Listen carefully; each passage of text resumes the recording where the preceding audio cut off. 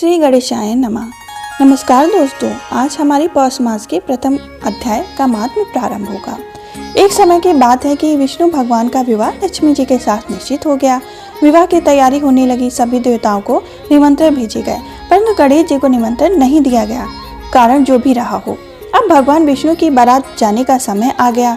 सभी देवता अपनी पत्नियों के साथ विवाह समारोह में आए और सबने देखा कि गणेश जी कहीं दिखाई ही नहीं दे रहे हैं।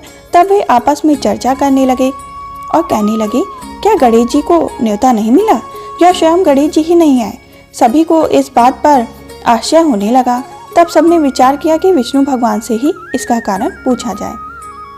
विष्णु भगवान से पूछने पर उन्होंने कहा कि हमने गणेश जी के पिता भोलेनाथ महादेव को न्योता भेजा है। यदि गणेश जी अपने पिता के साथ आना चाहते हैं तो आ जाते हैं। अलग से न्योता देने की कोई आवश्यकता तो नहीं थी। दूसरी बात यह है कि उनको 1.25 मन मूंग, 1.25 मन चावल, 1.25 मन घी और 1.25 मन लड्डू का भोजन दिन भर में चाहिए। यदि गणेश जी नहीं आए तो कोई बात नहीं, दूसरे के घर जाकर इतना सारा खाना पीना अच्छी बात भी नहीं है। इतनी वार्ता कर ही रहे थे कि किसी ने एक ने सुझाव दिया, यदि गणेश जी आ भी जाएं तो उनको द्वारपाल बनाकर बैठा देंगे। आप घर की याद रखना, आप तो चूल्हे पर बैठकर धीरे धीरे चलोगे तो बारात से बहुत पीछे रह जाओगे। यह सुझाव भी सबको पसंद आ गया, तो विष्णु भगवान ने भी अपनी सहमति दे दी। होना क्या था, इतने में गणेश जी वहां आ पहुंचे और उन्हें समझा बुझाकर घर की रखवाली करने बैठा दिया। बारात चल दी। तब नारद जी ने देखा कि गणेश जी तो दरवाजे पर ही बैठे हुए हैं, तो वे गणेश जी के पास गए और रुकने को कारण पूछा। गणेश जी कहने लगे कि विष्णु भगवान ने मेरा बहुत अपमान किया है।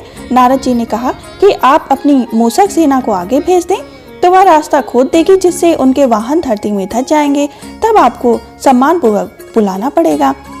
अब तो गणेश जी ने अपनी मूषक सेना जल से आगे भेज दी और सेना ने जमीन पोली कर दी। जब बारात वहां से निकली तो रथों के पहिए धरती में धंस गए। लाख कोशिश करे परंतु पहिए बाहर नहीं निकले। सभी ने अपने अपने उपाय किए परंतु पहिए तो निकले ही नहीं, बल्कि जगह जगह से टूट गए। किसी की समझ में नहीं आ रहा था कि अब क्या किया जाए। तब नारद जी ने कहा, आप लोगों ने गणेश जी का अपमान करके अच्छा नहीं किया। यदि उन्हें मना कर लाया जाए तो आपका कार्य सिद्ध हो सकता है और यह संकट टल सकता है। शंकर भगवान ने अपने दूत नहीं को भेजा और वे गणेश जी को लेकर आए। गणेश जी का आदर सम्मान के साथ पूजन किया। तब कहीं रथ के पहिए निकले। अब रथ के पहिए निकल तो गए परंतु वे टूट फूट गए, तो उन्हें सुधारे कौन? पास के खेत में खाती काम कर रहा था, उसे बुलाया गया। खाती अपना कार्य करने से पहले श्री गणेशाय नमः कहकर गणेश जी की वंदना मन ही मन करने लगा। देखते ही देखते खाती ने सभी पहियों को ठीक कर दिया। तब खाती कहने लगा कि हे देवताओं, आपने सर्वप्रथम गणेश जी को नहीं मनाया होगा और न ही उनकी पूजा की होगी, इसलिए तो आपके साथ यह संकट आया। हम तो मूर्ख अज्ञानी हैं, फिर भी पहले गणेश जी को पूजते हैं, उनका ध्यान करते हैं। आप लोग तो देवतागण हैं, फिर भी आप गणेश जी को कैसे भूल गए? अब आप लोग भगवान से गणेश जी की जय बोलकर जाएं तो आपके सब काम बन जाएंगे और कोई भी संकट नहीं आएगा। ऐसा कहते हुए बारात वहां से चल दी और विष्णु भगवान का लक्ष्मी जी के साथ विवाह संपन्न करा के सभी सकुशल मंगल घर लौट आए। गणेश जी महाराज अपने विष्णु को जैसे कारज सरियो, ऐसे कारज सबको सिद्ध कर जो। बोलो गजानन भगवान की जय, श्री गणेश जी की जय। दोस्तों, अगर आप इस कथा को सुन रहे हैं तो हमारे चैनल को जरूर सब्सक्राइब करें।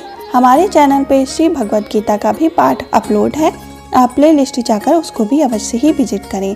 हम फिर मिलेंगे नई कथा के साथ। तब तक के लिए जय श्री हरि विष्णु, जय श्री हरि के, श्री गणेशाय नमः।